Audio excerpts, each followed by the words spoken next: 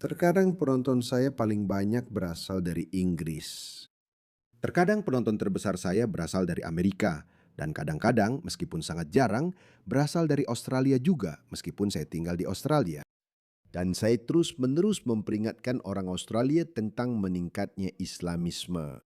Dan bagaimana kelompok kiri yang bunuh diri akan menghancurkan Australia juga, sama seperti mereka menghancurkan Inggris. Tapi alasan utama mengapa sebagian besar penonton saya berasal dari Inggris adalah karena, menurut saya, Inggris adalah medan pertempuran.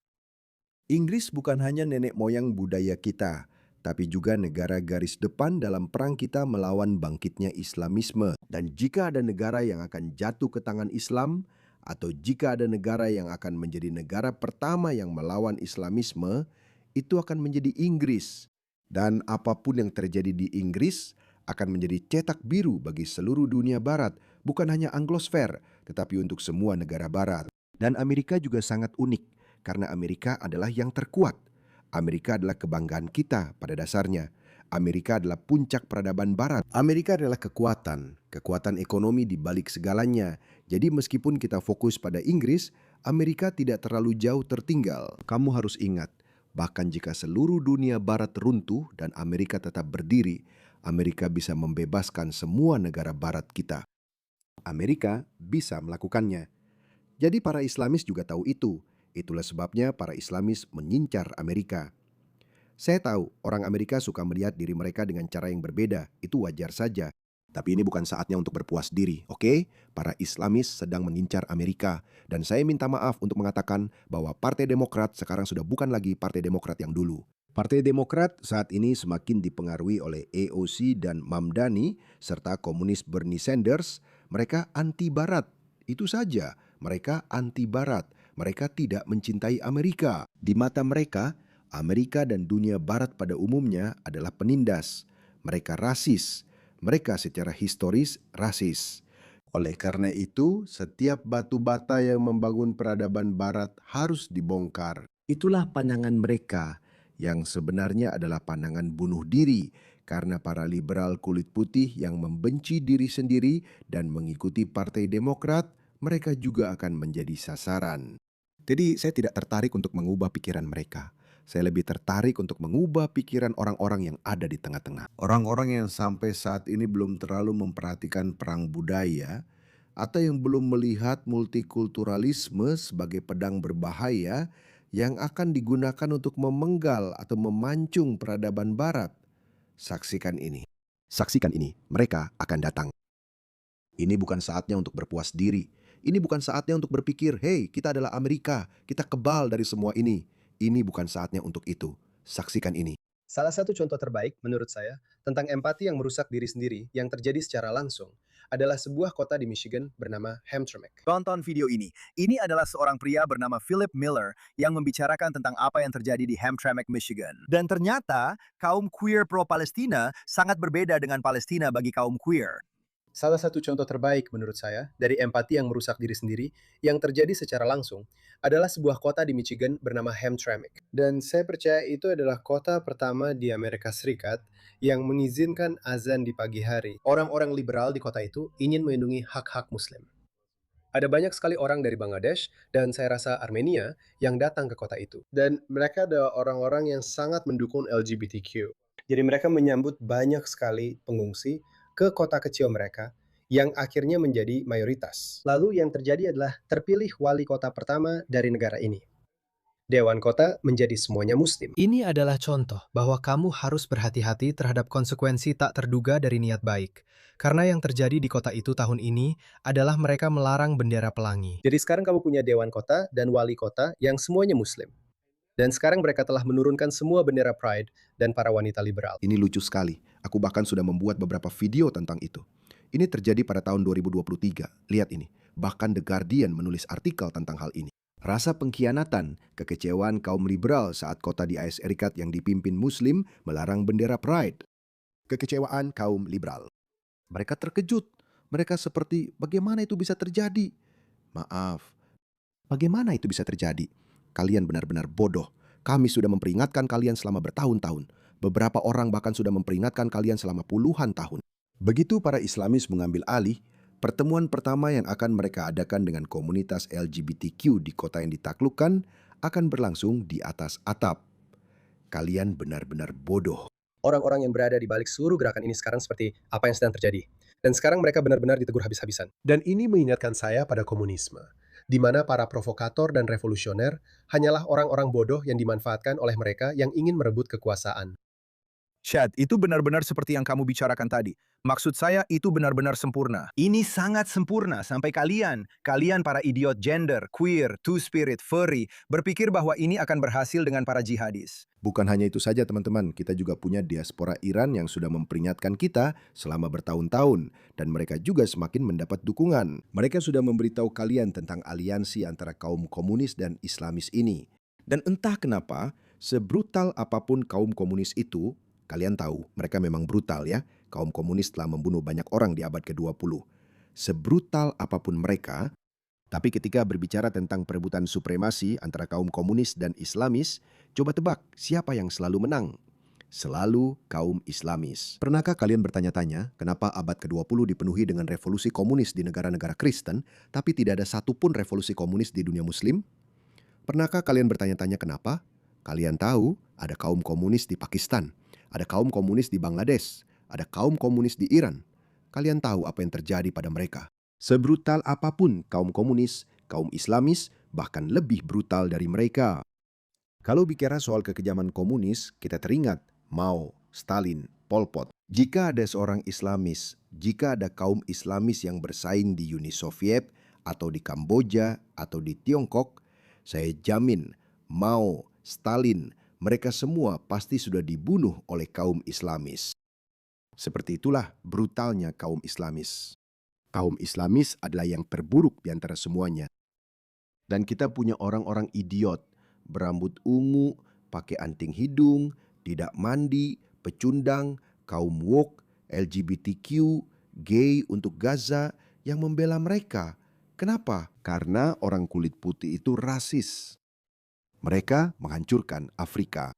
Ya, itu agak mengingatkanku, Dave, pada meme-meme itu, kau tahu. Yang seperti, aku menemukan anjing ini di jalan, dan ternyata itu seperti seekor Wolverine di kursi belakang mobilmu yang kau biarkan masuk ke sana.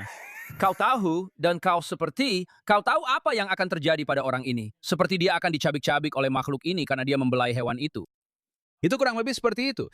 Dan mereka baru saja masuk menggunakan sistemnya. Dan dalam kasus ini, itu adalah empati yang racun, kan? Ini adalah belas kasih.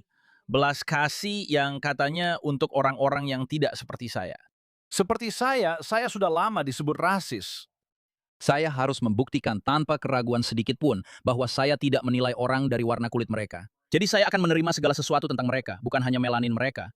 Tapi saya juga akan membawa masuk budaya mereka. Dan saya akan menghadirkan cara mereka menjalankan ritual. Kita akan mengadakan azan. Dan saya pernah terbangun pagi-pagi di beberapa negara di dunia karena azan. Itu adalah perasaan yang sangat aneh karena Anda menyadari bahwa saya tidak memegang kendali di sini.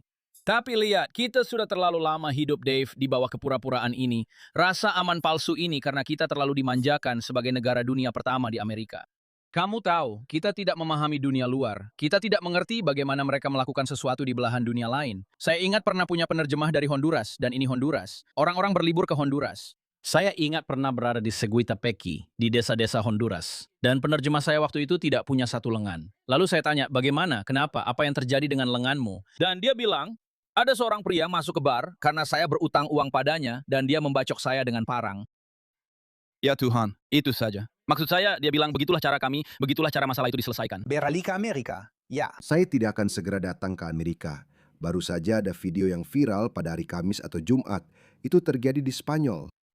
Seorang migran Afrika Utara benar-benar menebas orang ini. Semuanya terekam kamera. Jelas Anda tidak bisa memutar ini. Dan dia berlumuran darah. Dan ini terjadi di Barcelona di depan mata semua orang. Kamu membawa orang-orang brutal dari budaya kekerasan di mana bagi mereka membunuhmu hanya karena pisang itu hal yang biasa. Baiklah. Saya tidak melebih-lebihkan. Itu memang terjadi. Itu terjadi hampir setiap hari. Mungkin saya juga akan seperti itu jika saya hidup dalam keadaan yang putus asa seperti itu. Tapi kenapa kita harus membawa mereka ke sini? Orang-orang woke bodoh ini, para gay bodoh yang mendukung Gaza, mereka akan melakukannya karena mereka dilindungi. Mereka terlindungi dari kerasnya realitas dunia. Jadi, lihatlah wanita ini. Mari kita dengarkan dia sebentar. Jadi orang-orang Amerika yang saya hormati, ini bukan saatnya lengah. Tolong jangan sesaat pun biarkan kesombongan menguasai kalian. Dengarkan wanita ini. Dia sedang mencoba memperingatkan kalian. Virginia sedang mengalami islamisasi tepat di depan mata kita. Ini yang saya bahas. Saya juga membahas video ini 6 bulan yang lalu.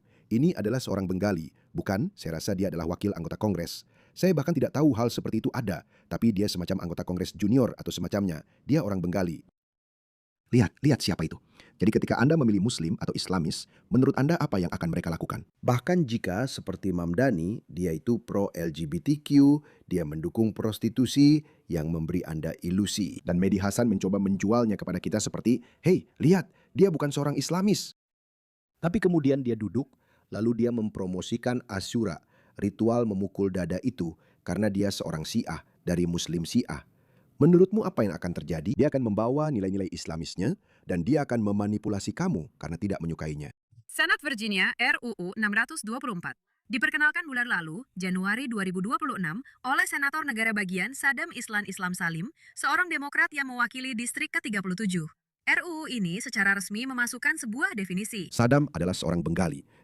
Definisi Islamofobia ke dalam Undang-Undang Penyerangan dan Pemukulan di Virginia. Ini mendefinisikan Islamofobia sebagai prasangka atau kebencian jahat terhadap Islam atau Muslim. Tapi ini berlaku bahkan jika korban yang diduga bukan Muslim, selama seseorang mengklaim bahwa Anda menargetkan mereka berdasarkan dugaan keterkaitan dengan Islam.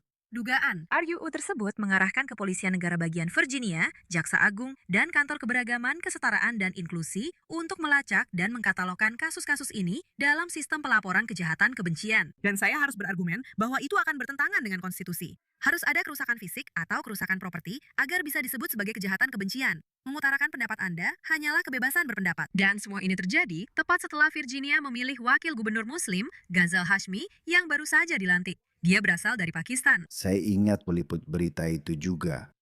Wow. Saya sudah membicarakan hal ini sejak lama. Saya terus memperhatikan semua ini. Tapi entah kenapa sepertinya tidak melambat. Mereka berkembang dan pengaruh mereka juga semakin besar, teman-teman. Korea. Jangan kaget kalau hukum syariah menjadi wajib di persemakmuran Virginia dalam beberapa minggu ke depan. Saya sering bercanda tentang itu, bahwa begitu para Islamis mengambil alih, seperti yang terjadi di Hamtramck ketika para Islamis berkuasa, hal pertama yang mereka lakukan adalah melarang bendera LGBTQ. Dan kaum gay yang mendukung Muslim pun bingung apa yang terjadi.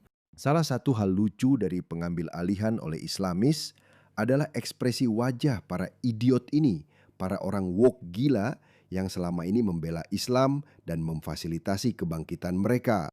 Tapi saya tahu, lelucon terlepas, kita tidak akan mengorbankan peradaban barat hanya karena beberapa idiot orang woke gila sedang melewati fase dalam hidup mereka.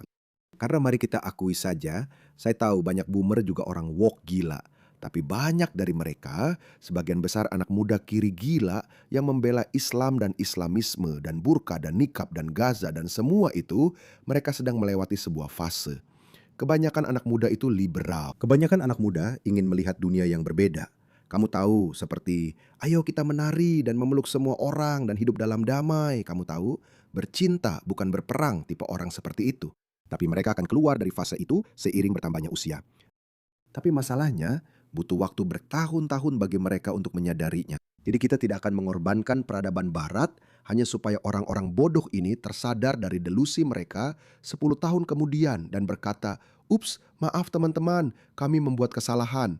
Bisakah kita membalikan islamisasi ini?" Sayangnya, mungkin sudah terlambat saat itu. Jadi, tidak teman-teman, sadarlah. Dan saya sudah berhenti berbasa-basi, oke? Lawan dengan tegas. Dengan tegas, maksud saya, jangan berpikir bahwa kamu harus selalu bersikap politik yang benar.